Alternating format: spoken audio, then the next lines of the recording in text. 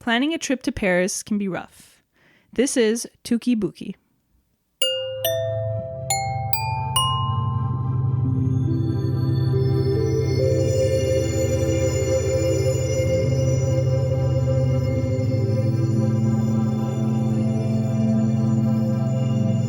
Hi, Greg. Hey, Jackie. Welcome back to Seen and Heard. This is the podcast where two entertainment assistants go through the Sight and Sound Top 100 Greatest Films of All Time list. We'll do one from the top of the list. The next week, we do one from the bottom. And we alternate like that, working our way towards the middle of the list. So a lot of great movies in the middle that I'm looking forward to. It's Me too. Be a while before we get to them. But that's the name of the game here on Seen and Heard. Yep. This week, we're doing, from 1973, Touki Bouki. From Senegal. This is the only movie from Africa on the list. We have the Battle of Algiers, but that is a French-Algerian production. Yeah, it's a co-production, yeah. Greg, what have you been watching this week? I've been watching a lot this week. I've actually been pretty busy catching up with stuff, revisiting old favorites. Revisited my all-time favorite movie, Midnight Cowboy, because it was time. It's like every year or so, every 2 years, got to do Midnight Cowboy. And then I saw Once, you lent me the movie Once. Yeah. Which I really liked. And I'd seen it on stage years ago when I first moved to LA and really liked it. And I really liked the movie. It was really cozy and delightful. It is a lovely movie. The big one this week was I went to the American Cinematheque to see the Dennis Hopper movie Out of the Blue, which is this kind of forgotten Dennis Hopper movie. So for those that don't know, Dennis Hopper was more than just an actor. He was a prolific not prolific director, but everyone knows he directed Easy Rider, which is a classic, and he gets credit for that, but he doesn't get credit for the movies he did after Easy Rider. And two of those movies, so all I knew for years was Easy Rider, but his follow-up to Easy Rider was a movie called The Last Movie, early to mid-70s, which is a great, great film, and I just discovered it maybe a year or two ago, because it had this restoration and re-release, and people are saying it was like this huge failure at the time, and like he wasn't able to make a movie for 10 years because it was such a huge bomb. But his follow-up to that was a movie called Out of the Blue, which is such a downer of a movie that it was basically blocked when it came out and was not widely distributed. And so it was pretty well reviewed when it came out, but again, not that many people saw it. It was buried for years. And it was just restored, and it's in the process of it's touring right now. So it's playing American Cinematheque for the next couple weeks. Don't know when you guys will be listening to this. It might be gone by that point. But yeah, so it's going to have a Blu-ray release in the States by Severin. Are you going to buy it? Yes, definitely going to buy it. So the basic story, the basic gist of the movie is the first scene is Dennis Hopper, who plays a truck driver, and he's driving with his young daughter. And he's got a beer in one hand, and they're having a good time. He's got his arm around her. And what he doesn't see is straight ahead, there's a school bus that's stopped in an intersection. And so the first scene of this movie is him plowing into this school bus, T-boning it, and all these children dying. So that it starts there, and you can imagine as the movie goes on, it just gets bleaker and bleaker. And I do have to say, and I was prepared for this to be very bleak. It was bleaker than I thought it was going to be. But it really affirms the fact that Dennis Hopper is such a treasure. Like, he's such an unsung director. And beyond Easy Rider, which is also a great movie, this is so good. And the last movie is so good. And it makes me sad that in his lifetime, he didn't get to see this movie get recognition. And I think with this re-release, it will get, a certain amount of praise and attention. That's good. Dennis Hopper's in it. And Linda Manns, who is, she's in Days of Heaven. So he goes to prison, and then he gets out like 5 years later. And then it's about how this family picks up the pieces after this like tragedy. The mom, who's played by Sharon Farrell, is also amazing. And the trio of them in this movie are just so, so good. I mean, this is next level acting. This is Cassavetes level performances. Like, in terms of what they go for in this movie, what they're willing to do. They go to some very dark, crazy places. And I really loved it. I think everybody, if you have not seen Out of the Blue, it's a must. And you're into that kind of thing, and you're into 70s cinema, and you're into Dennis Hopper. Like, this is so powerful. It's such powerful filmmaking. Highly recommend to everybody. Have to see it. I'm in. Yeah. I'm sold. What about you? What have you been watching? I've been trying to catch up with new movies that came out like late last year. So I watched Maggie Gyllenhaal's The Lost Daughter. It was good. Can't say it took my breath away, which I think I expected it to. A little too much, but it was good. It was a really good debut. But the big movie for me was probably West Side Story. I finally saw Spielberg's West Side Story. And you guys probably don't know this about me, but I'm a huge musical theater fanatic. So obviously I was skeptical, as anyone who likes the original, as anyone who hates remakes as much as I do would be. And like, this is West Side Story. Like, this is a perfect musical. Like, it really is perfection. So I don't know. But then at the same time, I was like, okay, Spielberg is Spielberg. It's not going to be bad. Well, yeah. And I had heard such good things about it too. So I was very conflicted. At first I was like, when I first heard that they were doing it, I was like, okay, I don't know. But then when the reviews came in and they were really good, and a lot of people from the theater community said, like, were praising it so much, I was like, okay, gotta see it. Pretty sure it's like the best remake I've ever seen. Wow. And I know that you can say that, like, and when I say remake, I don't mean like, okay, for example, when we watched Ali Fear Eats the Soul, that's technically a remake of All That Heaven Allows. And when I say remake, I mean straight, same title, same plot, same characters, the exact same thing, like that kind of remake. I don't mean like the way that Tokyo Story is a remake of. Right. What was it a remake of? Make Way for Tomorrow. Yes. Or, for example, Ali Fear Eats the Soul. I mean like straight. West Side Story is a movie that I grew up with, that I watched like every year. But I never went to the movies to see it. And the fact that I was going to the movies to see this musical, that was great. That was a great feeling. And it's, it's really, really good. Minus Ansel Elgort. It is fantastic. There's a bunch of like little things about the original West Side Story that I love so much. And I think the reason that this remake works so well is because he doesn't try to like pay homage to those little things. Like, there's certain parts, and I don't want to kill it for you, so I'm not going to tell you, but there's little things that he doesn't try to remake. You know how Lion King's like a scene for scene remake? Yeah. It's not like that. He takes those little things and he reinvents it in a way that you don't see coming. And I think that that's really, really impressive. So a late career gem for Spielberg. I think so. I really do think so. I think that people should see this movie. It breaks my heart that people didn't go see this movie. It really does. Should we get into this week's movie? Let's do it.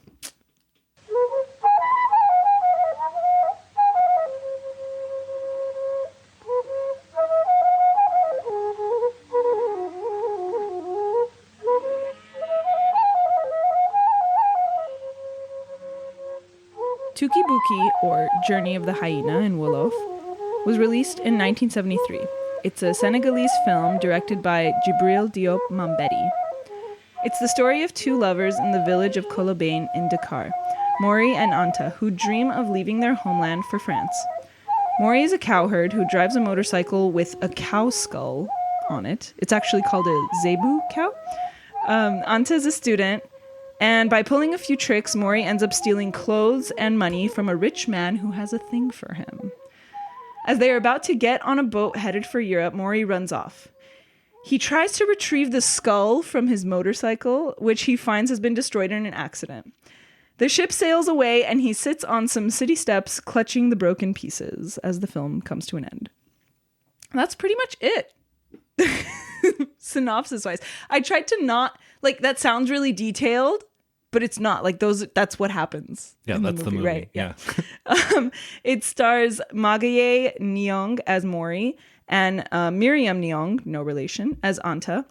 And Mambéty had no training, no formal film training. He borrowed a camera to make some shorts before he made this film. He only made 2 features in his lifetime. He died very young from lung cancer. He was 53 years old.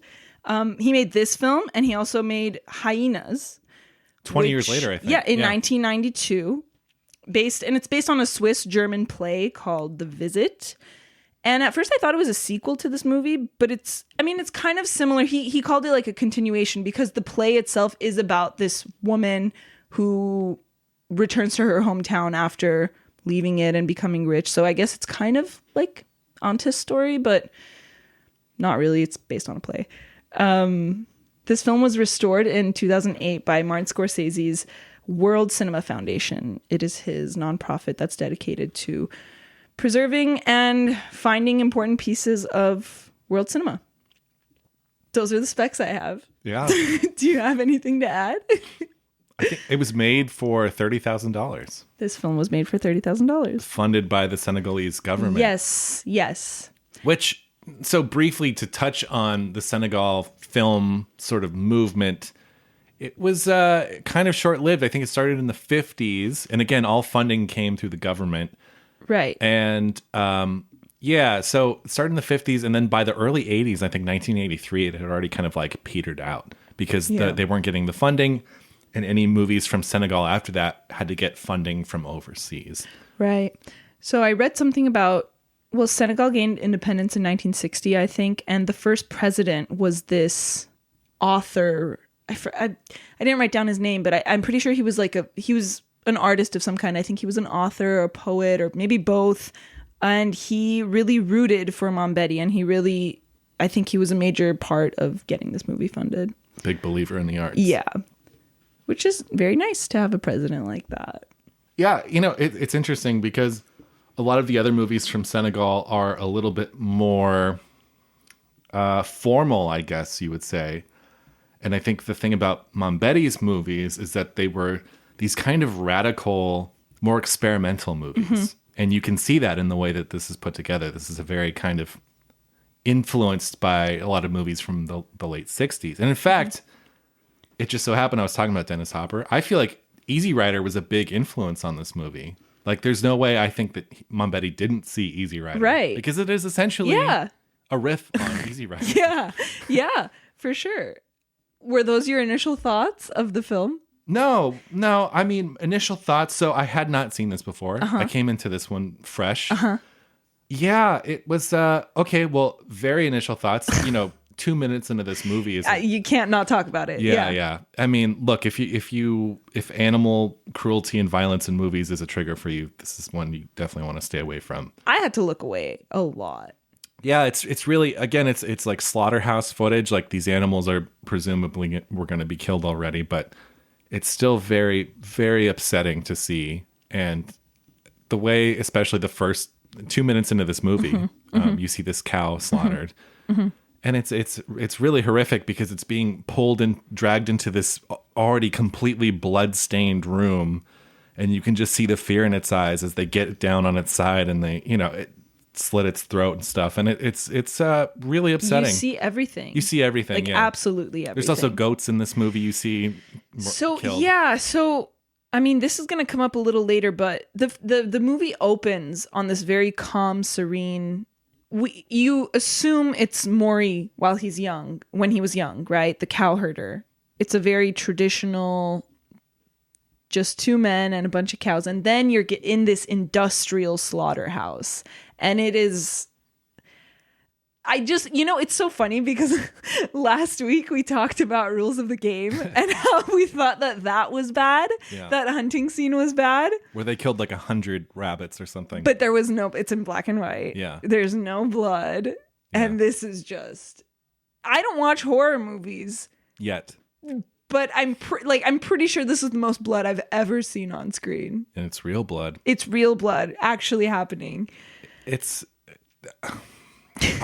I just say that I'm glad that we've moved past, we're at the stage in the history of cinema to where you cannot do this anymore. Yeah. And I get, again, why they're doing it, and I get the point that they're trying to make, but it's just not something I want to see at this point in my life. Like, I don't need to see it. Yeah, I eat meat, so theoretically, I should watch this, and I did. But yeah, it's very upsetting. So the knee-jerk reaction, 2 minutes into this movie, you're like, "Fuck!" Yeah, like, exactly. You're angry. You're riled up because it's not something you want to be subjected to. I agree. I definitely agree. But I do think, as the movie went on, although again, you do get several other graphic animal slayings in this. Yeah. There's really no point in the movie in which you're safe from seeing an animal killed or its throat slit as it like flails around. Yeah. It's really, really traumatic. It is. It really is. So yeah. So let me just say, Yeah. like, it was very horrific, but I don't know. Like, I thought that this was like a classic story of leaving home. that it is. And it's just like that, but it's told within the lens of like neocolonialism. Mm-hmm. And I think that that's so important. And I think it's so cool the way that it feels, minus the animal slaughterings. It does kind of feel like a cool movie. Oh, yeah. Do you agree? Well, Like, yeah, because the French New Wave influence is all over the movie. Yeah, yeah. Well, and it's avant-garde, but it's also not. Like, that's what I kind of like. Like, it's not a real straightforward narrative, but if you think about it, it kind of is. It is. But it's the way that it like repeats scenes and repeats images that you get that like avant-garde feel. Songs. The songs. Well, that's a whole other. We're going to get to the songs. Get to that. Well, give me your just initial thoughts. I liked it. Did you? Yeah. You said that like holding your breath, I feel like. Oh, I did. Again, the animal stuff is hard. But yeah, no, I do. And I do see the, I'm a big fan of those kinds of movies and the new wave, although I'm not the world's biggest Godard fan. But yeah, I appreciate that it is a straightforward narrative that's told with this kind of like experimental lens. Like it has that. Yeah. And Mambéty, he stayed in Africa. He never went to France like a lot of his contemporaries. He stayed home and made stories about home. And I think that this is, He did die in Paris, though. Yeah, I think he went for medical treatment. But all the films he made were made in Senegal, in that same town, Colombane. And yeah, this is kind of his story, I feel like. It's kind of his, I see him in Maury. And I think that's the point. Absolutely. I think, it's the kind of thing like he started as a stage actor. Yeah. In Dakar, and who can't relate to the universal story of wanting to leave your hometown and shake the dust off your boots, and kind of. And it's just a classic like romanticizing the West, wanting to leave your homeland for a better life, and then kind of being disillusioned and being scared. Like I think when he stays, I think he's scared to go. A part of him is scared, and we'll get to that. We'll get to that part where he decides to stay, but yeah. The imagery in this movie is so iconic because you do have the motorcycle with the steer head on it and the horns and stuff. And you do have that Paris song that keeps playing. And Paris. Yeah, that you only hear like a million times. In the same line. But it's so important. That line is so important. What is she? Are we talking about the song now? Yeah, let's talk about the song. Let's talk about the song. It's one snippet of the song that's repeated over and over and over. A little piece of heaven on earth. Paris, Paris, Paris. Paris, Paris, Paris. Paris, Paris, Paris. C'est sur la terre un coin de paradis. It's Perry, Perry, Perry, little piece of heaven on earth. Yeah. That's the movie. That's them. That's what they want. That's what they think is waiting for them. Yeah. Across the sea. Until he changes his mind. Yeah. And okay, so when he does change his mind, and I think this is so fascinating, the thing that he sees is the cow. It's not the cow herding. That's kind of a dream. It's very natural, traditional. That's not what he sees. He sees the cow being pulled into the slaughterhouse. That's what he sees when he's about to go on the boat. And what does that mean? I think it goes back to the neocolonialism that you were talking about and sort of the bigger picture stuff that's going on under the surface of this movie. At least I think. I think so too. There's also kind of a mystical quality to this. Yeah. Slightly otherworldly. Oh, definitely, definitely. So it could be like personal fear, like I said, like maybe he sees himself as being the cow. It's personal fear, and I think it's also like what he's leaving behind, because there is a difference. Like I said, there's a difference between the beginning part when it's just the cow herds in the fields, calm, serene. And then there's the very industrial looking slaughterhouse. It doesn't look like there's a difference between that slaughterhouse and the aunt who slaughters the goat. You know, she just slaughters the goat out in the open by herself. Like, you can tell it's natural, for lack of a better word. It's not the disgusting, bloody factory. So the fact that he sees that when he's about to board, is it like he's leaving Senegal to fend for itself? Kind of like I think that's what he felt in that moment. That's why he sees that he's leaving. Yeah. Does that make sense? Yeah. That's what I saw. Yeah, I like that. And he doesn't want to. He doesn't want to leave Senegal to fend for itself. And that's why Mambéty stayed. Like, he stayed to tell these African stories. Mm-hmm. But here's what's great about this movie is Anta goes. She does. And it's so funny because, like, their outfits, so they steal clothes from that man. And their outfits are so important. Those cool outfits that they're wearing. Can we talk about that scene? Which one? The dream sequence of them returning? No, where they steal the clothes, yeah. So leading up to this part of the movie, they're on the bike, they're going around, they're trying to basically find the funds so that they can leave, so they can go to Paris. And they're on the beach, and he's like, "Oh, I know this guy who lives up on the right on the water. He has this really nice house. He's really rich." I think I know what you're about to say. Well, I don't have any specific thing. I'm just. I thought you were gonna bring up when he goes, when she says like, "Okay, let's go," and he goes, "Okay, can I take a dump?" Yeah, so casually, just take a dump in the ocean. So yeah, they go to this guy's house, and immediately when they get there, he ignores Anta. Oh my gosh, and he comments on her hair so many times. He's so funny. And it's clear that the guy that owns this house is gay and zeroes in on Maury. And there's this great scene where the guy that owns the house is in the shower, and he keeps trying to coax Maury into the shower, like, "Oh, let me suds you up and and like come in here and like I'll give you a really good scrubbing." And he's in the meanwhile, Maury is just going through his dresser and just taking all of his clothes, stealing all of his clothes. But my point was that, like, okay, the great thing about this movie is, yes, Maury stays, Anta goes, and it's reflected in their outfits. Like, what Maury is wearing, he looks like he's playing a role. Like, he looks like he's doing a caricature of, like, a gentleman in the 20s. But Anta looks fire. She looks so good. It suits her.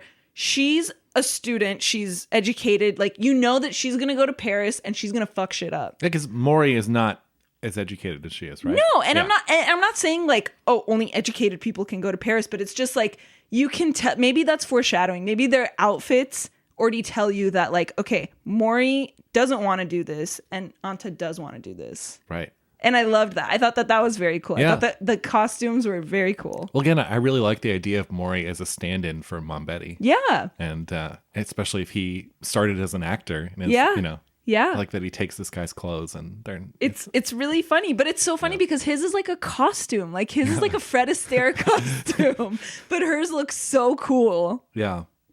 Foreshadowing.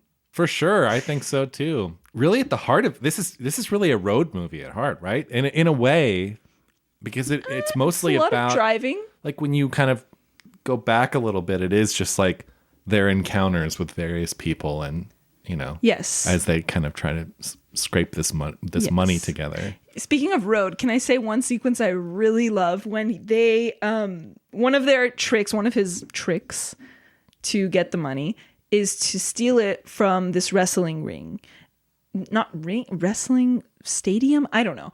Basically, there's a wrestling match going on, and the proceeds were going to go to a memorial for Charles de Gaulle, which is in itself just shows this kind of neocolonialism. And anyway, the trunk that he thinks the money is in, so they steal it, and it's in the taxi, and he's following behind. So Anta's in the taxi with the trunk, and he's behind them on his bike, and it's just like a close-up of the trunk, and you can hear him. First of all, the Perry song comes on again, and you can hear him saying, "Oh yeah, the Champs-Élysées, the Arc de Triomphe. I'm going to see it all." I love that sequence. I think that's a great road sequence because you're just seeing the trunk, but so much is going on. this movie, I did a lot of reading about this movie, and it's very much rooted in this African oral tradition.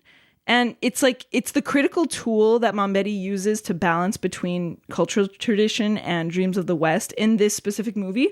But it's also a critical part of his creative process. Like, he has this great quote where he says, and tell me if you agree with this. He has this great quote where he says, oral tradition is a tradition of images. What is said is stronger than what is written. The word addresses itself to the imagination, not the ear. Imagination creates the image, and the image creates cinema. So we are in direct lineage as cinema's parents. Sure, I see that. Yeah. But it blew me away when he said that what is said is stronger than what is written, because that's just so anti everything I've been taught about. Like, you need to write it down. Yeah. Words on paper is words on paper, whereas someone telling you a story, it's inflected. There's a performance happening. That person is bringing what they have into the telling of it. Right. So I do get, because at the end of the day, if you're to read you're sitting around a campfire, right? You're telling scary stories. You're going to be more affected by someone really spinning this great yarn that they're telling you over just like reading it in a book. Yeah, I think so. So you like theater more than like reading a book? Yeah, I'm really bad. I am way behind on my reading. So yes, no, I would say. What about you? That's a really hard question, because I love theater. As we said at the beginning of this podcast, I love theater. You know, if I'm being honest, probably theater, but I would like to say books for the record. Well, because in theater, you have that human element is added to it. Listen, we're both we're filmmakers, so it's kind of weird that we're even arguing this. It's got to naturally be theater, doesn't it? I think so.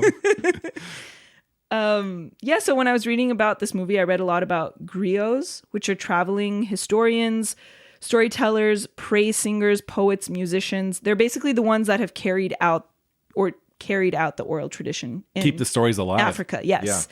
Yeah. So Mambéty is himself a griot in a way. That's what he saw himself as. And that's what Maury is in this movie a lot. Like, for example, that scene where he is having that dream sequence where they're returning, right? You know, they're driving through the city. There's like all this fanfare. And then it kind of turns, and Anta's aunt is there acting kind of as a griot, and she sings this praise song for him. So it's in this way that he kind of plants these cultural traditions, these things that Maury's leaving behind, the things that he actually values. When he's standing on the car, when he's naked in that car, and he's driving through the city, he himself is like singing a griot, not singing, but saying kind of this griot poem. So that's what I mean when I say it's the main tool used in this movie to reflect cultural tradition. Mm-hmm. And it's great. And I love that sequence actually when he's driving in the car, when he's standing in the car, because I do too. He intercuts it with these shots of like children running. So it seems like they're running after him, but it takes a rewind to realize that they're not. He's all alone on that road. He's the only car. Those kids aren't there. Yeah. I thought that was very, very cool. Yeah. Well, the movie plays with so much of that. Like, there's this scene where Anta's aunt is slaughtering that goat. Mm-hmm. And you see Anta standing above it, taking her shirt, undressing, and then kind of going down. And in that context, you're like, is she about to like roll around with this bloody corpse, the goat corpse? But then you realize it's from a scene that's 5 minutes ahead. I know, so the way that he's kind of dropping in, that is a great scene. That came very close to my favorite sight. Maybe it is my favorite sight. Her hand on the bike. Is that your favorite That's sight? my favorite sight. I guessed it. Yeah, so there is that kind of, and that is very much in the French New Wave tradition of dropping in these scenes kind of before they appear, after they appear, and that exactly what you were talking about of cutting in those kids during that scene is really great. It's really, really cool. Yeah. Because what it adds up to is, right, it's just like an overall impression instead of, you're not so tied to reality, what's happening in the reality of the scene. It's an impression, it's a feeling. Yeah, definitely. And Mambéty himself, he said that Maury is the hyena, and the hyena is a trickster in the African oral tradition. A lot of cultures actually, I think, see hyenas as these kind of tricky tricksters. And then there's a very close to my favorite image actually, but we're talking about images, so we can talk about this now. Is when it's the last part when he comes back to his motorcycle and it's splayed on the floor and there's blood around it and there's the horns and it is exactly like one of the slaughtered cows. Yeah, because the person that had been riding it got into an accident, got hit. Yeah. And if he's the hyena, I started thinking about that. I started thinking about the actual journey of the hyena, like what his journey is. And it was really tough. Like when he comes back and he's standing over it, I just thought like, okay, hyenas are scavengers, right? They eat dead things. And that was like the only connection I could make. Like, okay, now at the end, he's here. He's like by this dead thing. Is the dead thing, is that like saying something about Senegal? Is that saying something about the opportunities he's giving up? But I don't think it is, because he loves Senegal and he wanted to stay and tell these stories. But maybe but it's a complicated relationship, exactly, right? Because so much of the movie he wants to leave. Yeah. So it's not such a cut and dry thing. Exactly, but it's great. Yeah. See, I really do like this movie. It's just like, I don't think I could sit down and watch those cows again. I could probably fast forward that part. Yeah, it unfortunately mars the film, I think. Do you want to talk about the ending a little more? Because I loved the last 5 minutes. Yeah, the ending, I was not expecting. that at all. But No, go ahead. No. What were we going to say?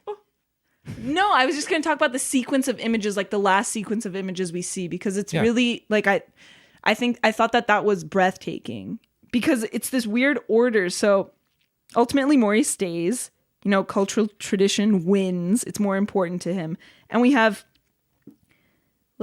so in this sequence, it's him on the stairs, kind of sad, holding the broken skull.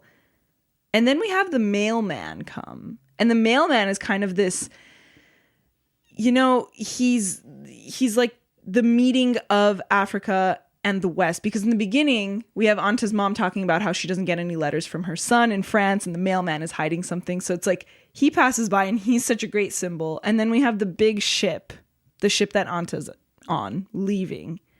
And then we're back on that cliff after, it's a scene from way before in the movie. Just had sex, yeah. They've just had sex. They're looking out at the water, but it works so well. It's so smooth because it was already a ship that we just saw. Yeah. And then it looks like they're looking at the ship. And then it's like a small dinghy. And then it's back to his childhood being a cowherder.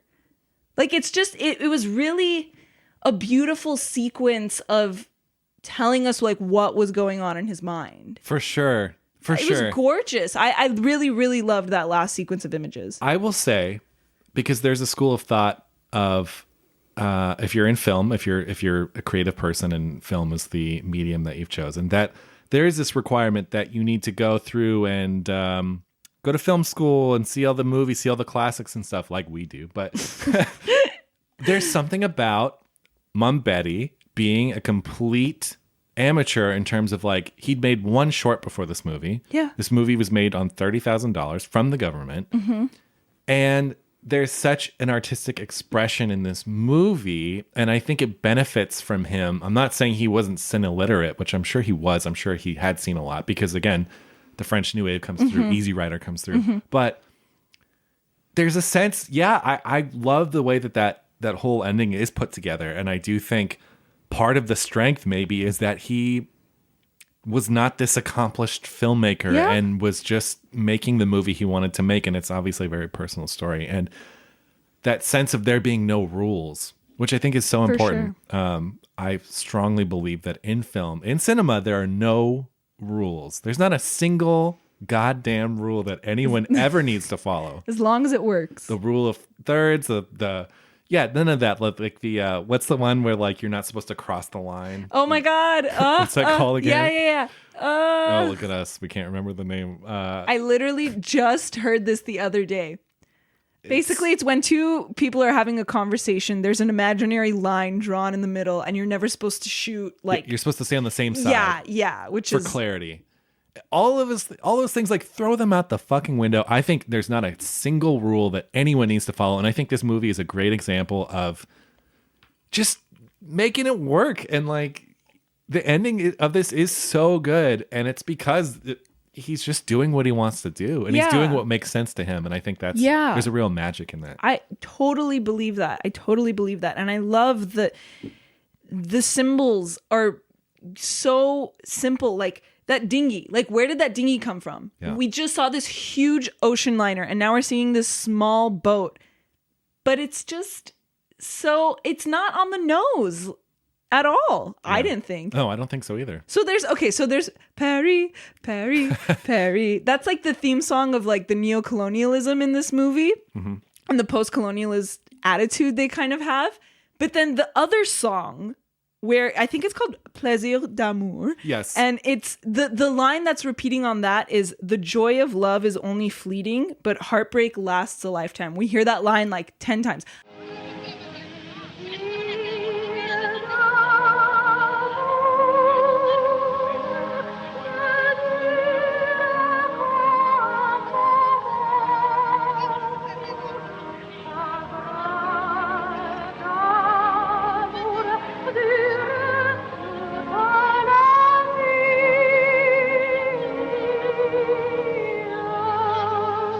I think that's the theme of his love for Senegal. I think the joy of love is fleeting. Like that would be like if he went to Paris, right?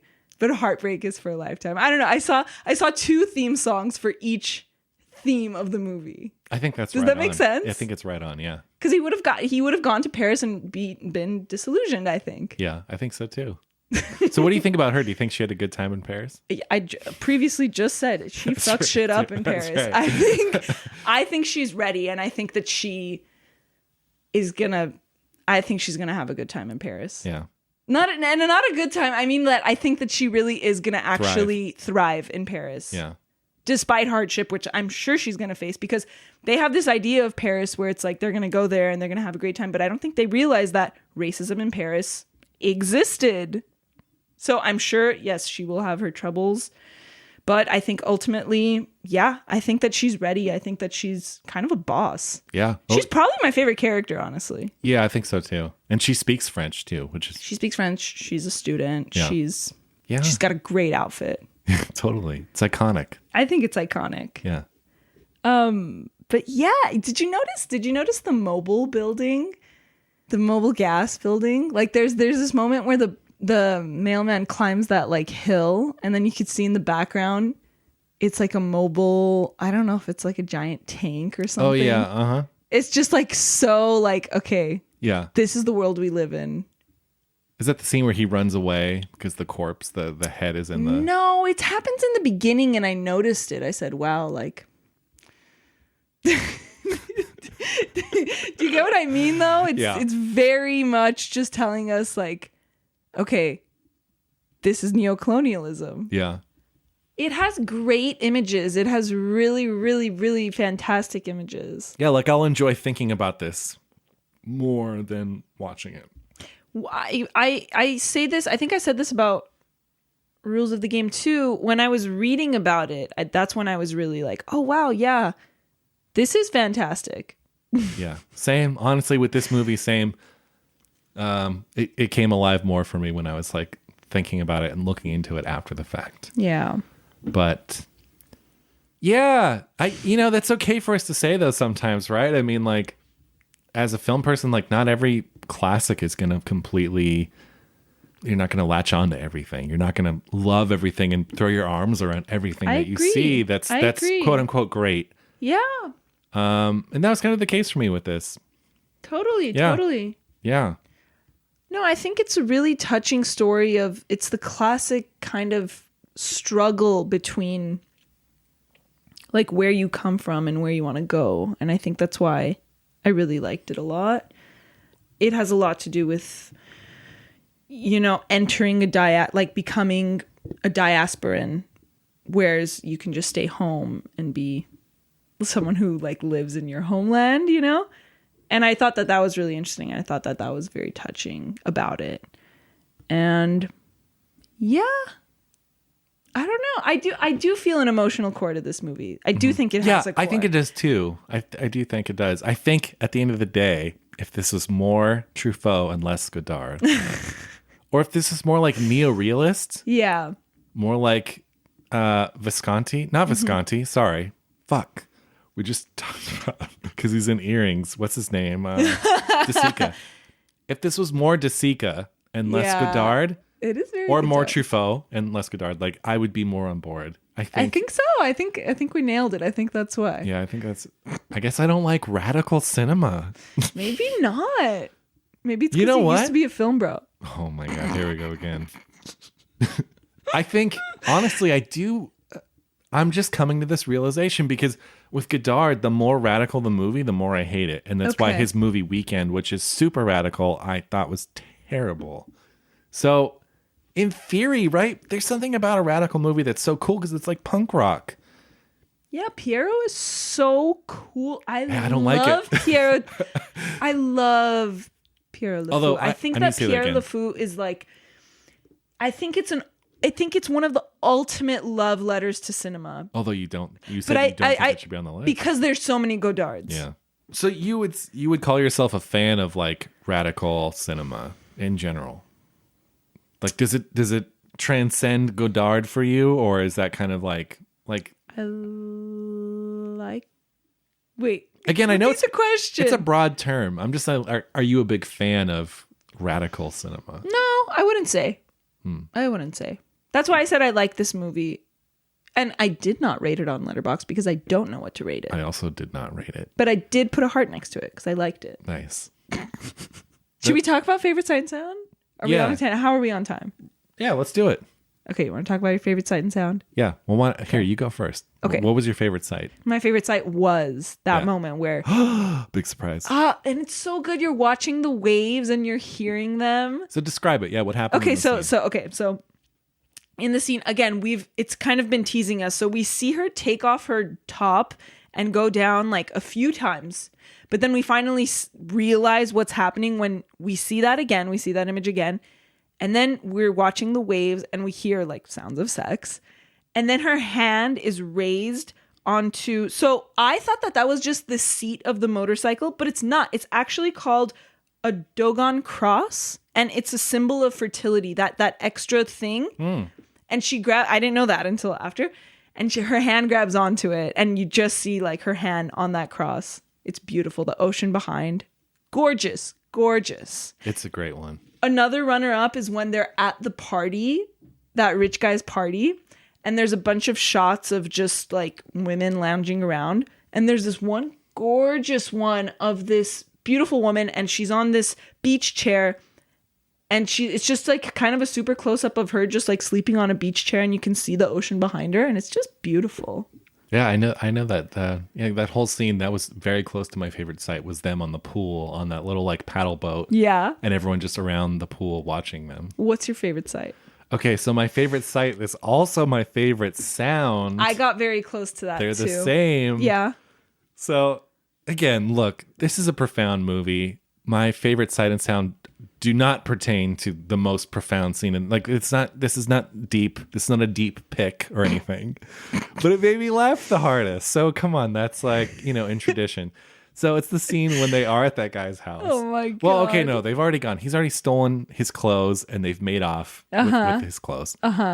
And there's a shot of this guy, I forget his name, who's sitting at his like armoire on the phone with the cops, and he's naked. Yeah. He's naked, calmly calling into the cops, who he also like has an affair with, this cop. Yeah.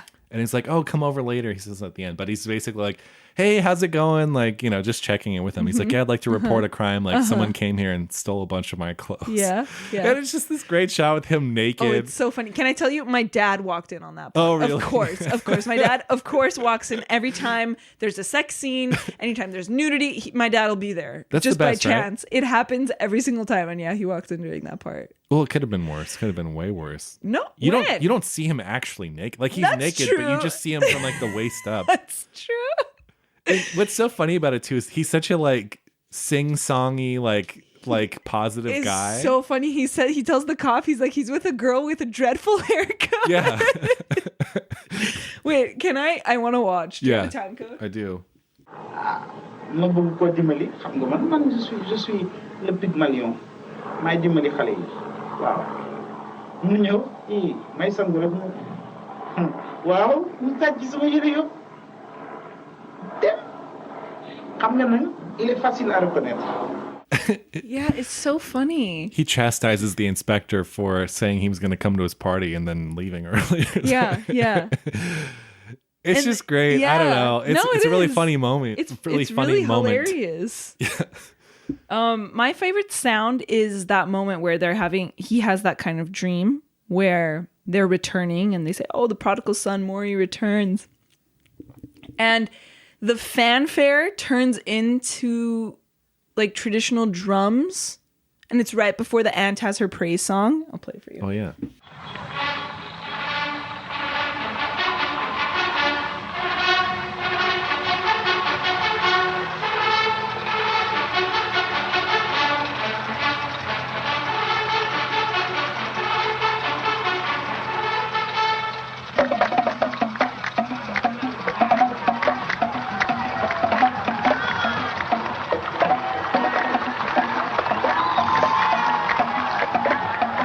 Yeah, I think it's great. I think it just kind of summarizes the whole movie pretty much. Yeah.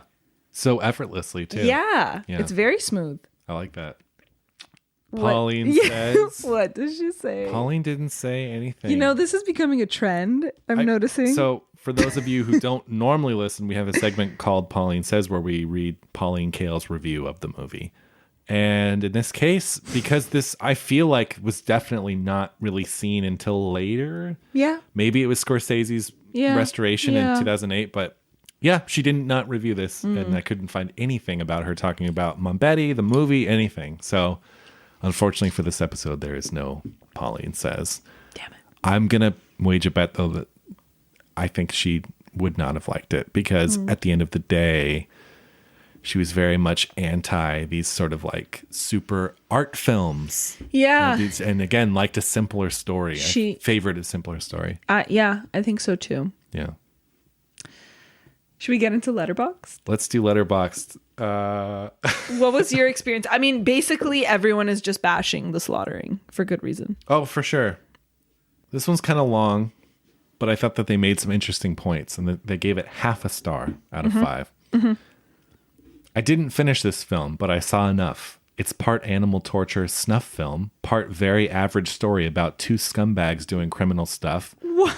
Lots of brutally slow killing animals on camera, and then a shot of the ocean with someone breathing into the mic for ages. It's stupid, boring, unnecessarily violent, and goes to show that being quote-unquote world cinema doesn't automatically make something good. Scorsese really said Marvel wasn't cinema, but this bullshit is? LOL. Oh my god. I'm not even that much of a Marvel fan. In fact, a good 50% of Marvel movies aren't even good, but it's better than this faux existential violent gore fest. This film is just like animal torture, then boring shot, then some guy getting lynched for no reason, then long scene, then show another animal torture scene, then a long boring shot, then show a human corpse. Wow, such art, guys. Oh my gosh, that's funny. I don't agree.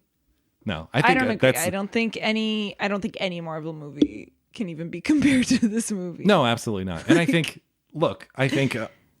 and I saw this. We both saw this on Letterboxd. A lot of people were so outraged by the animal stuff that it just like really turned them turns off you to the whole movie. I'm trying to imagine this movie without it. It's a better movie. Maybe. Absolutely a better movie. If we didn't have to be subjected to all that terrible stuff, it would be a better movie. Yeah. Okay. So someone said this is a 1-star review, and this is just one little part of it. My relationship with French New Wave can at best be described as difficult or complicated already. But Touki Bouki truly took the movement's elements that I have the most trouble with and made them its foundation and its centerpieces. 1, inaccessible blank slate main characters. 2, straightforward on paper but hard to follow in practice narrative. And 3, imagery and editing that presents a message I could only digest on such a surface level that it no longer serves its purpose for me. In parentheses, I didn't take anything meaningful away from watching the film. I don't think I agree with that. Someone gave it 1.5 stars and said, I am so tired of quote unquote art cinema. I want something to make sense. This is a longer one, but here's a little part that's kind of relevant because we talked about Godard. It's young, it's punk, but it's also a style that speaks to the West to the expense of Senegalese substance. Godard is a defined moment, and Touki Bouki probably would have hit that sweet spot for me if I saw it back when I practiced the line dance in Bande Partée. I probably would have sang Peri, Peri, Peri as well. And I think it's appropriate that Godard himself started to become jaded after a while too. See, he did, and he kind of stepped away from it. He did. And you don't like Godard. And I just wouldn't say, I don't dislike. He's just not my favorite. No, totally understandable. Yeah. And see, that makes sense. It's like when someone was into was really into New Wave, they would have liked this movie, but yeah. A lot of reviews I saw mentioned Godard. A lot. It was either about the animals or Godard. 2 stars. Someone said some nice sentiments, but quite terribly made. What? I don't think it's terribly made. I cannot get behind it all. Yeah. No. Okay, 2 stars. This movie is as follows. 80% establishing shots, 20% animal slaughter. Did you see this one? I have that one, yeah. The Philistine in me can't quite process the withering, eviscerated livestock doing snow angels in their own blood, even when it represents socioeconomic metaphors. And there's only so many establishing shots of rocks and running children before you eventually become desensitized to the director's aesthetic compass. This is really well written. It is, yeah. I pulled that one too. Oh, and if you're wondering about pacing, this film's legs are basically tied. That's how that review ends. Someone said 2 stars. Did not vibe with this one. I think it went far over my head. Yeah. Okay, this one I don't understand. 2 stars, Touki Bouki, more like Touki Dookie. I had that one. What is that? Dookie?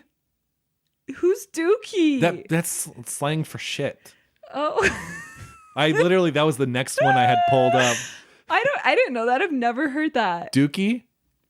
You never heard kids on the playground be like, ooh, that's Dookie? Never. Really? You've never heard the Green Day album, Dookie? No. Oh, yeah. I learned something today. Someone, 2.5 stars. This is what they said. Imagine being this desperate to go to Paris out of all cities. That's good. 2.5 stars. Piero Le Fouki Bouki. Oh, I saw that one. I knew you were going to pull that. Yes. But you know what? I think it's unfair to just everyone is comparing it to the French New Wave. I think that's a little unfair too. Well, because yeah, Mambéty has said that it was a huge influence. Oh, he did? Yeah. And it is all over the movie. Yeah, it is. Okay, this one's really interesting. This is 4 stars. Had to leave for 30 minutes to meditate, sleep, and cry. And when I came back, I had no clue what was going on, but I think it saved my life. Wow. I want that to happen to me. That's never happened to me in a movie. All right. Thank you guys for listening and returning to the podcast. Yeah, if you guys are returning and you're still listening, thank you. Seriously, we love having you guys here. I know. Yeah, next week is F.W. Murnau's Sunrise. So Story of Two Humans, right? Story of Two Humans, which I believe won the first ever Oscar before it was even called Best Picture. It was just called Best Creative Achievement or something like that. Wasn't it Wings or something? It was this and Wings. Wings won the standard Best Picture, and then they created an award called the Best Creative Achievement for Sunrise. Yeah. And then I don't think they ever brought that category back again after this. Maybe they should, honestly. Maybe this is the solution for the whole. Remember how they were going to do Best Popular Movie? Yeah. That was so stupid. That's really stupid because that's already what Best Picture is. It's popular movie. Yeah. Thank you guys. We'll see you next week for Sunrise. Join us then. That rhymed. It did. Seen and Heard is presented by the Arroyo Film Club. Produced by and starring Greg Kleinschmidt and Jacqueline Pistachian. Edited by Greg Kleinschmidt. Music by Andrew Cox. Special thanks to Kathryn Ferentchak.